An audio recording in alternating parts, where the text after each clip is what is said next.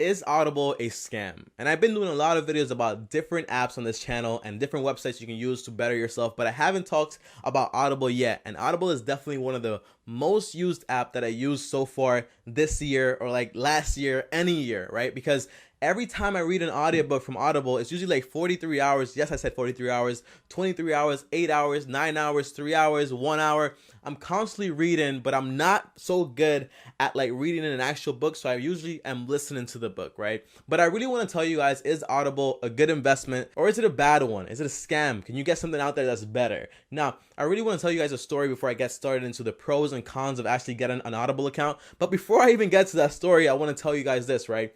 I got this link down there in the link below that if you click on it and you start a free Audible trial, you get 2 free books and you get like 1 free original piece of content that they create themselves, Audible, and you get it for 30 days, by the way. So if at any time you want to cancel, you can cancel. There's no like, oh my gosh, you cancel, so we're taking away the audiobooks. Oh my gosh, you cancel, so we're charging your credit card. It's none of that, bro. Like, it's literally 2 free audiobooks. You use them, you read them, and then you can cancel whenever you want. Now, I really want to tell you guys this story, right? It's like really figuring out what type of learning ability you have, right? Because I remember whenever I was in school, like college, high school, middle school, any of those places that I can remember being assigned a book, I would always be on YouTube looking and searching for like a video about the book, like a summary about the book, or like a audio version of the book, or like someone reading the book to me on YouTube. And I always look for those things. I remember once and I don't know how I thought this was going to work, guys, but I actually like sat down and I was like, all right, I'm going to download this. I'm going to put it on my phone. And then when I sleep, this was for a test. It's very embarrassing. This was for a test. And when I sleep, I'm just going to leave it playing. And when I wake up, guess what? I'm going to have everything memorized.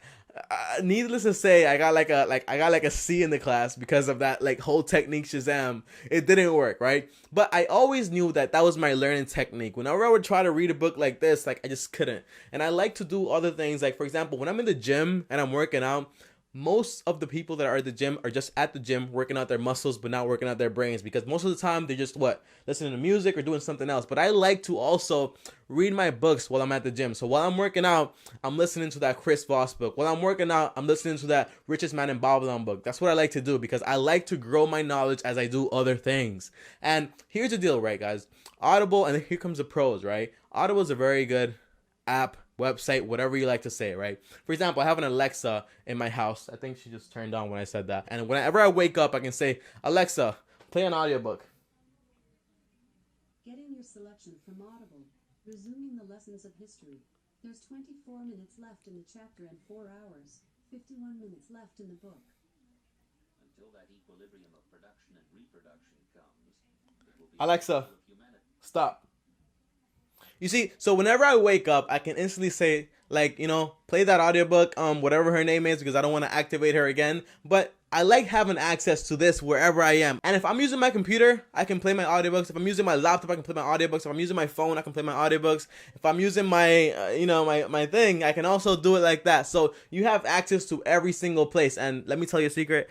I actually have like my girlfriend, like she used to use my Audible account and she used to like play her books. Like there's no, like I love Amazon because they're not super strict with everything like that. And they're actually very good when it comes to sharing. But now she has her own account because she wants to purchase her own books. So she actually used one of the links that I'm giving you guys to purchase 2 of her own books that she actually likes. And she got them for free, which is very good. And she can cancel anytime, which I don't think she's going to cancel because she actually liked it. Now, here are the things that I think Audible can actually improve on. Because as I said before, right, I like to be 100% honest with you guys in everything that I do. Now, Audible is great. You get like 500,000 books out there that you can actually have access to, a lot of reading material, every single thing out there. And it's not just business, guys, because although you might see me as a guy that's always talking about business and all these things and tribulations, I also like to read myself like a fictional book or like watch like whatever I like watching, right? I also like doing all these things. So sometimes I go on Audible and I can actually purchase a good fiction book and actually have a very good author reading me the book in my ears, and it feels so good, yo. Like you get like every single detail, and if you get a very good author, then they do a very good job like translating everything to you. And sometimes when I read an actual book, like I would read an entire paragraph or an entire page and I would be like, yo, what the hell did I just read? Like I literally don't know what I read. And if you like Gary Vee, Ty Lopez, well, Ty Lopez doesn't have his own book, but Grant Cardone and all these people, like they have their own Audible version of their books and they actually narrate the entire thing. I think even Kevin Hart has his own book up there. Yeah, he has it because I read it. He has his own book up there, and he's the one narrating the entire thing. So you get to hear Kevin Hart tell you his whole life story rather than reading it in your own boring voice inside of your mind. I hate doing that. But here are the things that I think Audible can improve on, right? Because nothing is perfect out there. Now, for example, every time I'm using the Audible app, right, or I'm using anything, and say, for example, I'm in the gym, I don't want to have to stop my workout, or if I'm driving, which I don't drive, but imagine me driving and like I hear this really good point and I want to kind of write it down, right? And I don't have anywhere to write it down. And I have to stop what I'm doing or like drive away or like stop the walking or the jogging or whatever I'm doing in the gym. None of your business, right? And I have to stop what I'm doing to actually get the notes down. I wish Audible had this feature, for example, that every time you buy an audiobook or you get your free audiobook for that month, you get a free summary along with it.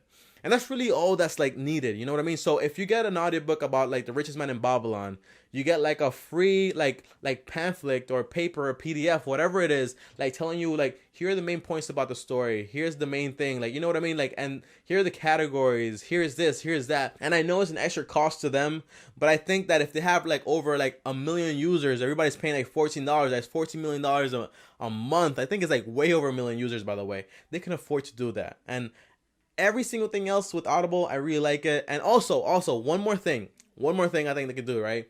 So I saw somebody else doing it, and I'm not going to say who yet because I'm making a video on that too. I'm going to review it later.